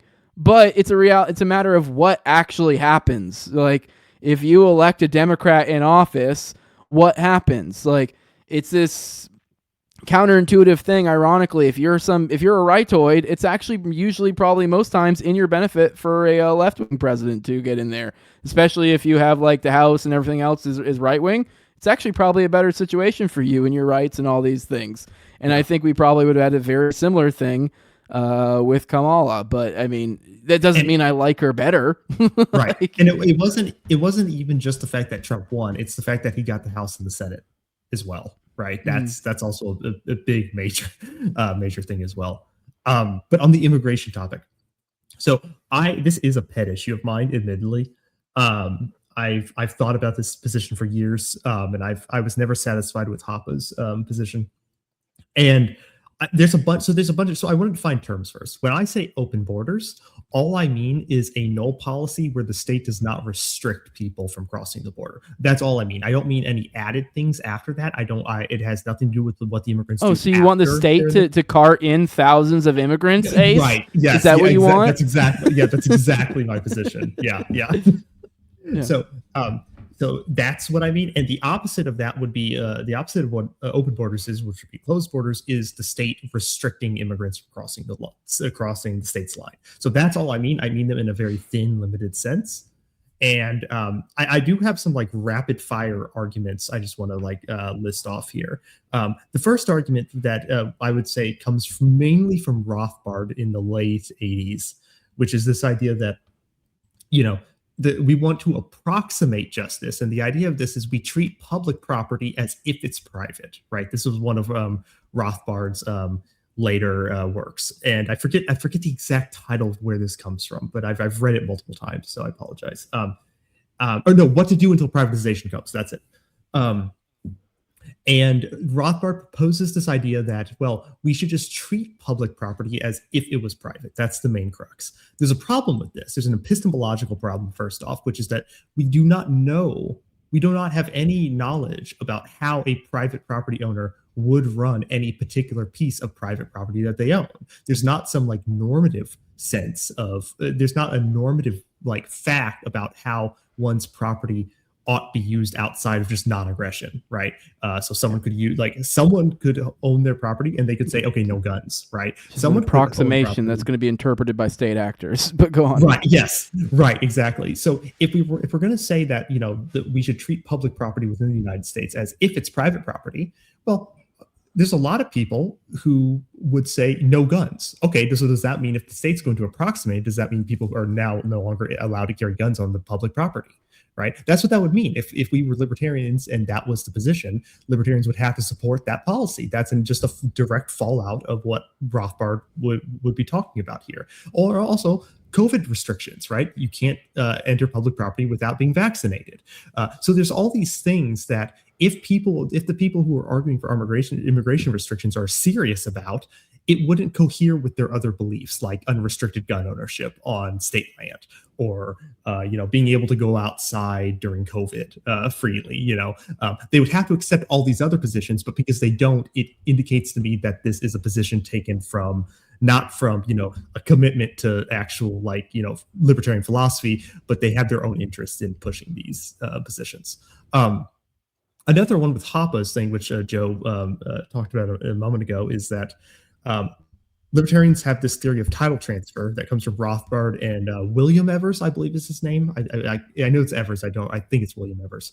Of contract theory, which is the title transfer of contracts. And basically, the idea is that when I want to give you something for you to become the owner, I have to initiate the sale or the gifting to you as the owner, or I can have an agent do it or something like that. But title does not transfer if I'm stolen from and then someone else sells the stolen goods to you. So even if that sale, even though that's a sale, what that really is a fraudulent transaction. And what that means is that the title doesn't transfer. So when the state steals your tax money and then they give it to some private contractor to build a road or something like that, because it's a fraudulent transaction, no title actually transfers, which means that the taxpayers never actually traded with the contractor to gain ownership of the road or something like that. That's the major problem. Another thing people will say is that, well, but if a private thief steals your money and then they lose the money or something like that, normally in tort law, what can happen is that you can claim something of the thief's property, right? In some formation like that. Well, one problem with that is the state is actually a unique thief. It's not like most common thieves, because most common thieves have some property that they have legitimately acquired, right? And normally in a tort case, that private property that they legitimately acquired can be given to the victim of the theft. But because the state owns no property legitimately, which is a very core libertarian anarchist belief, there's nothing that the taxpayers can claim as there's nothing the state has that can be given to the taxpayers via tort, because nothing they actually have is theirs in the first place. So that's a big problem with a Hoppe's formulation of the taxpayers owning it. If you have any questions, by the way, jump in, because I have a few more to go here. But if you want to jump no, in. I agree. I'm just listening and taking all in. Okay. I mean, it's been something it just felt like I don't know, Hoppe's. I mean, I always kind of interpret it as kind of his thing is almost like if we were to almost like it was like a thought experiment, not necessarily a prescriptive, because I feel like there was also some weird, maybe he changed it in some of his later writings, but I swear in Democracy, I could have swore it was kind of almost like here's like if you were going to try to operate a state in the most but anyways, I mean, it is, I think, at its flaw though, trying to utilize the state in any way, shape, or form is kind of, you're going to fall prey to incentives. So it's almost like ignoring that first thing from the jump. It's like, what are you going to get out of this? Like, so even with these like overly complicated, like, oh well, perhaps we could, make some sort of maybe a gray area or something libertarianism wise when it comes to borders. It just seems to miss the mark entirely. It seems to me that, so I mean, just as from the jump from like, oh, we're going to get state to do X thing. You're like, I know it's libertarian or libertarianism being mad when state does thing. It's like, well, yeah, because like they fuck up everything, and that's like, and this is just on its jump. Like literally, the beginning of Democracy God That Fails goes into all this stuff, incentives, yada yada yada. It's like everything about this entity is to create shit for you. So like, like that's, I don't know why we would entrust this to, and I get like, oh no, well the border will be wide open. Okay, then it literally is better than the alternative. Like even if, which for one, I think that's a retarded way. People are like, oh, they're just gonna, like, for one, like you could, if you do want to, make appeals to the state to change the way in which they do things, and you're desiring of that, then sure, then you should make appeals for them to reduce the welfare and warfare states.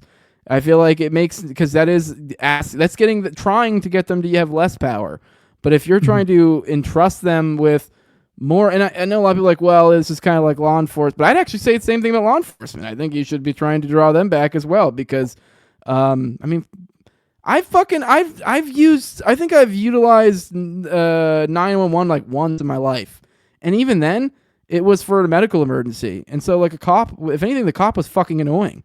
Like, there was a cop that showed up, so like, no, they were fine. Like, but like, if anything, they were just like, they're a body in the way, and kind of like, if anything, make the situation more tense when you're already dealing with like a stressful situation. So point being is, it's like, I know a lot of people like say, oh, well, it makes people stay safe and this and that. Like, it sounds to me like I'm really, really, really getting gypped, considering as I'm 34 years old and I have never used the cops. They've only ever fucked me. It's there is so I think it'd be better off if I didn't, if I didn't have cops. I think something else would fill that gap. And for somebody like me, that would literally having nothing is better than the alternative, which is that we're currently living. So, there is a practical like irony to a lot of libertarians who support like ICE or like border restrictions to think that, oh, well, this one time they'll do exactly what I want them to do. It's like, it's just kind of odd compared to like every other belief that they have. But there are a couple more arguments that I want to address here real quick about like that would seemingly try to justify border restrictions. Another conclusion that falls out of Hoppe's proposal that not a lot of libertarians actually, I think about, is that, because Hoppe's whole deal is that, the reason the immigrants can't come over is that they're not net taxpayers. And that means that any services they would use or crossing on public property would be net tax consumption, and it would be a drain on the taxpayers of the area. One thing with this is interesting is that it's not just federal, though. It's not just like federal services, it's also state and local. So if you had, because a lot of states have their own like welfare programs that are unique to that state. So, and even, localities have their own, public services and stuff like that, towns and small cities.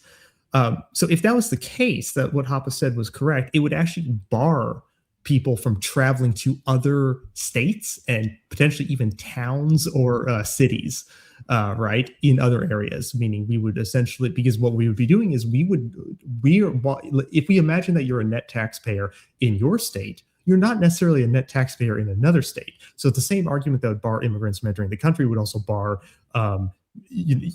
people, residents within the United States, from moving to even different towns in some cases.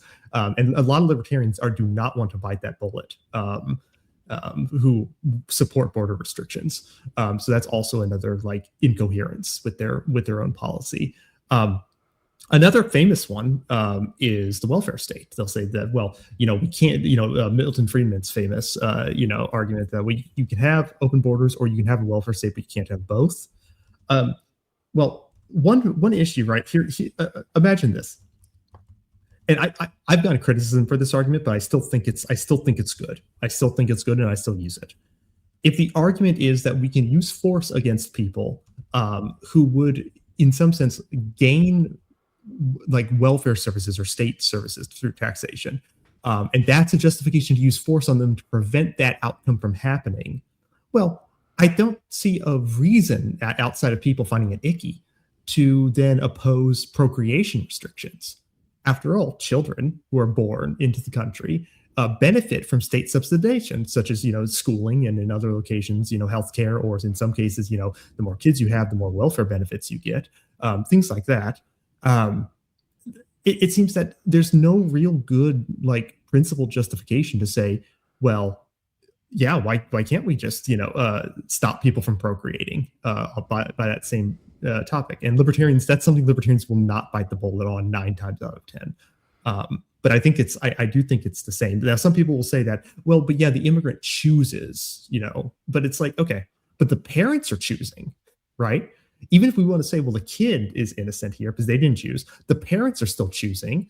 So would the state have a right to stop them from procreating because it's their choice to do so? They're causing the event to happen.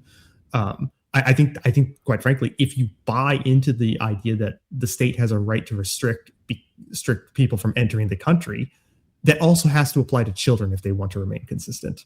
And that's just not a thing a lot of people want to. Well, this also comes real quick. Yeah. Now, real quick, as this kind of the tie into the Renee Good thing, as we take away the badge, and the same thing applies here. like that is the same situation with immigration. It's like you said yourself, like this, we approximate, and you're like, okay, like, but what do you mean? Like, if you just put it in simple terms, like, so the state is like, okay, but if you put me on this public land and you go, I'm gonna round these people up, kidnap this person, do that, like this is all just aggression. Like you're entrusting the state to interpret the approximation. You're intentionally creating this ambiguous gray area where like it's sort of aggression, sort of not. Meanwhile, like you're granting extra rights to the state is basically what it is. Like I don't really know how you'd understand that other than that. Like you are giving them the interpretation here and giving them leeway. Yeah. Yep. It's just Joe, if you have anything to say, please jump in. Okay. Yeah. It's interesting to me that so many libertarians. Now, I will say, I'm obviously a big fan of Rothbard. Like he's sort of like my central pillar. I don't agree with him on everything, obviously, but he's sort of my central pillar who I kind of built my philosophy around in this topic. But I will say that, like, in terms of like who gives the better argument, like Rothbard's argument is sort of just like, well, let's just pretend that this is private property. We're just going to pretend that this is private property, and then we can work from there. And at the very least, I think Hoppe fails, but at the very least, he tries to, ground it in the non-aggression principle. And so much of my frustration is that a lot of libertarians will make these arguments, and they've not thought through the conclusions that would bind them to these kind of like repugnant conclusions that they would not want to bite the bullet on. Let me say something about the welfare one again, though, right? I am incredibly skeptical of a libertarian who hates immigrants more for receiving taxpayer funds than they do the state, who is actually stealing the taxpayer funds and giving it to the immigrants. I am highly skeptical of people who have that as their like value structure, their value hierarchy. That's not to say that the immigrants have a right to the tax money, but if your vitriol is more towards them than the state itself, I am highly skeptical of you as a libertarian and your commitments to liberty. And an example of this I like to give is like, let's imagine, right, if we're going to say that immigrants can't be here because their actions cause the state to tax me more, right? That's a very common argument in line with like the welfare argument, right? Let's imagine, Jose, that every time you walk outside your front door, the state has a policy that they are going to tax your neighbor every time you step out your front door.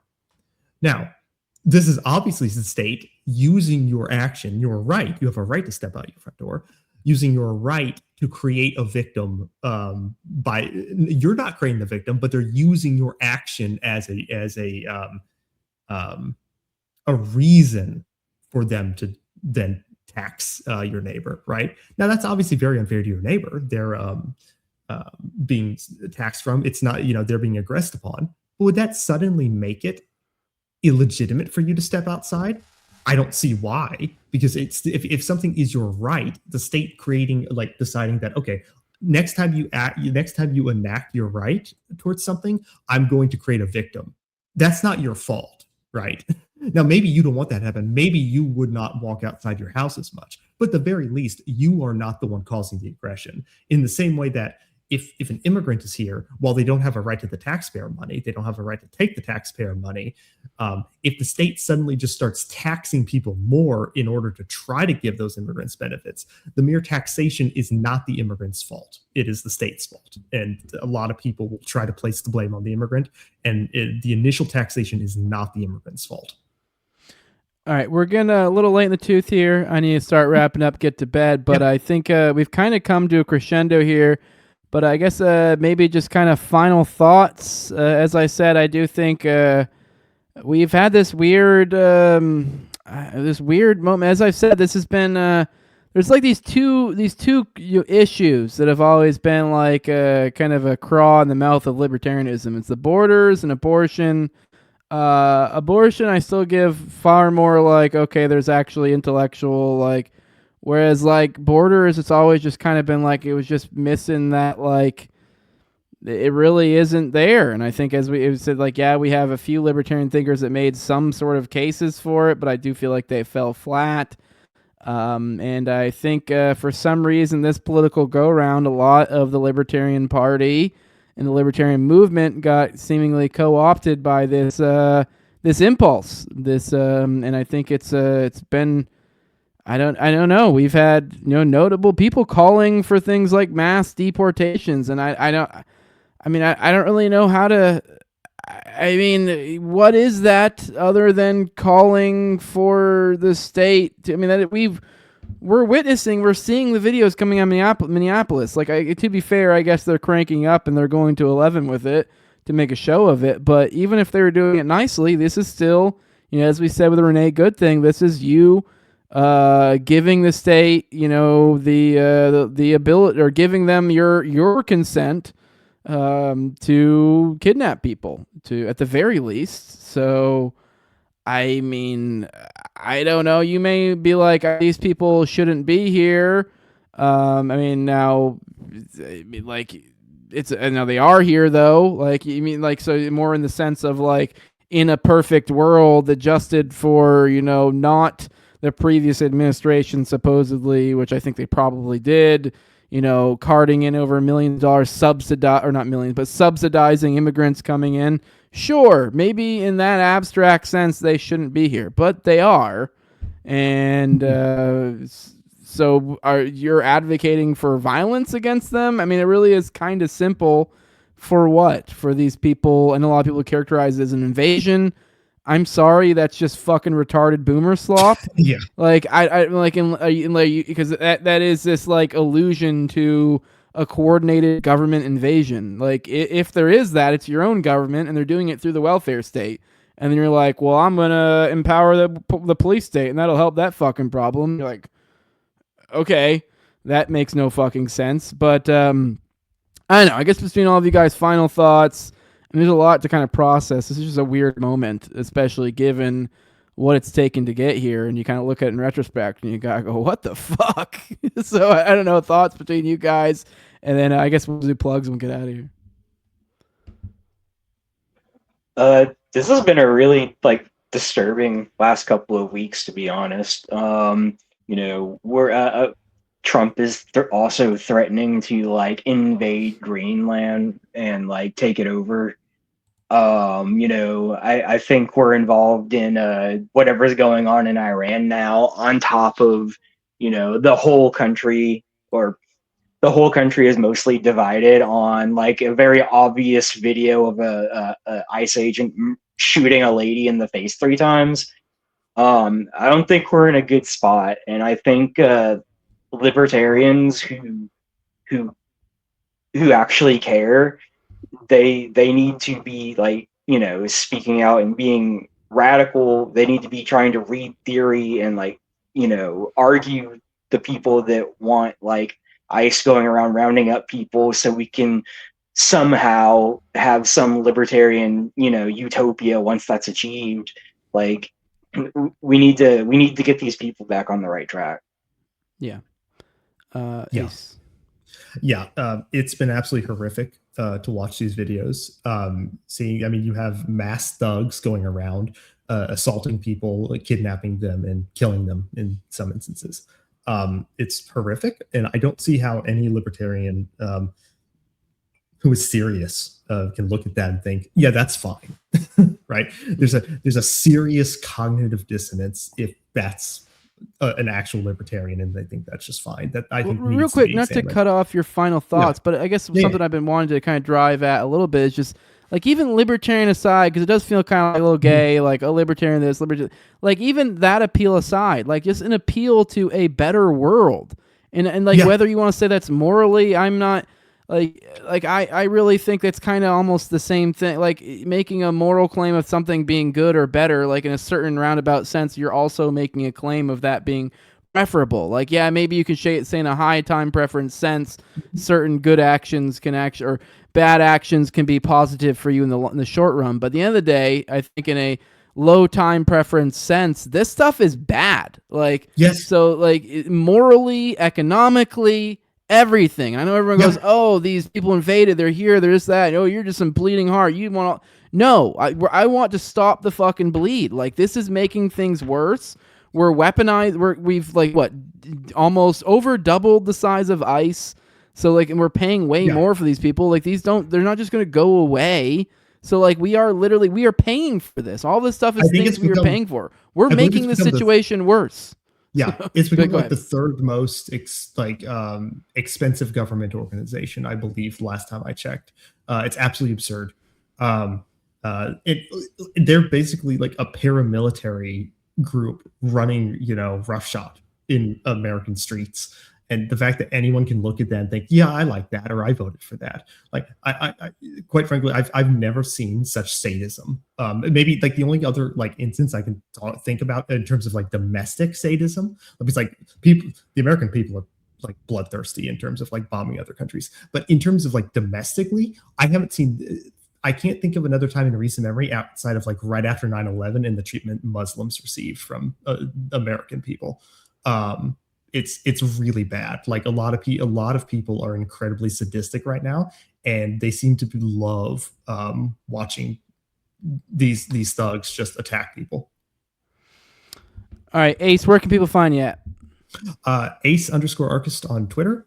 I upset the locals recently. A lot of people were very mad at me, and I co-host The End Times Continue with my co-host Pacing Joseph Dean, and you can find that on basically all the podcatchers. Yeah, and we got JC in the chat. He says, "Oh my God, hi y'all," and he asks, "What happens first, Tower Gang or Slurp Gang reunion?"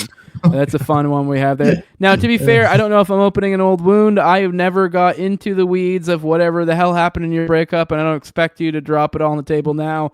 And I expect the same vice versa from you. I doubt you probably looked into all the weeds of that. So I don't know if I opened anything, but I just thought it was funny. Whatever. I don't know. I'd be down. I'd be down. I talked to Con somewhat recently. Yeah. Okay, cool. I don't know your relationship with... I had no idea at all. So I will say, for my side of things, like, I'd be open to doing a Tower Gang reunion. I'd be open to doing a Tower Gang reunion with all of them. I don't think I'd be open to doing Tower Gang again, but I could do an episode with them. So, but anyways, Joe, where can people find you at? People can find me on Twitter at Burn the Lies, and there's an A in the. Hell yeah. Well, for those who want to support me and what I'm doing, leave a like, share, subscribe, comment, leave a 5-star review on iTunes or Spotify. You can find the show on YouTube, Rumble, all the major odd podcatchers, and Twitter as well, at Tower Gang Jose. You can, if you want to support the show the best way you can do that with money over at patreon.com/nowayjose2020. In the top left-hand corner, you'll see that QR code. If you want to use that. But at the low level of $2, you get access to a whole host of perks. You get access to early episodes. I try to do 1 to 2 of those per week. Try to keep out 4 behind the paywall at any given time. You get access to an ad-free RSS feed. You get access to Telegram. You get access to the pre-show, post-show, and video calls for me and Austin's weekly live call-in show, Are You Dead, which is on Tuesdays at 9:30 p.m. Eastern. I give a big shout-out to my sponsors at the end of every episode as a big thank you for their support. I'm my previous co-host and Tower Gang at Learner Toad, also at Brigade D's, at ZOVRCK, at _Vince Tim Tell, at Jolly Klebold. Big fan of the show, Torn May, at Wayne Tackless, 100 Car for Kids, No Free Lunch, Jack, Mark Vestibule, and Jacob Winograd of the Biblical Anarchy Podcast. With that, guys, we're going to get out of here. Love you all. We'll see you in the next one. Bye-bye. Later, guys. Later.